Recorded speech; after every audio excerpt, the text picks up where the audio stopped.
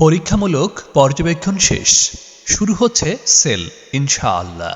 আমাদের পথ চলা সবসময় একটাই নিয়ম মেনে চলে, আগে পর্যবেক্ষণ, তারপরে সেল। শীতের শেষে যখন চুয়াডাঙ্গা ও মেহেরপুরে কনকনে ঠান্ডা প্রকৃতিকে জড়িয়ে রেখেছিল, তখনই আমরা টিউবার তুলে ভাসিয়ে দেখেছিলাম শিকড় আসে কিনা। আর আজ আনন্দের সাথে বলতে পারি শিকড় এসেছে, আলহামদুলিল্লাহ। এটাই আমাদের বিশ্বাসের জায়গা, এটাই আমাদের নিশ্চয়তা। পরীক্ষায় উত্তীর্ণ টিউবার নিয়েই শুরু হচ্ছে সেল। বিশ্বাসের সাথে নিন, যত্নের সাথে আমরা পৌঁছে দিব। প্রকৃতির এই নতুন যাত্রার সঙ্গী হতে আপনিও আমাদের সাথে যুক্ত থাকতে পারেন।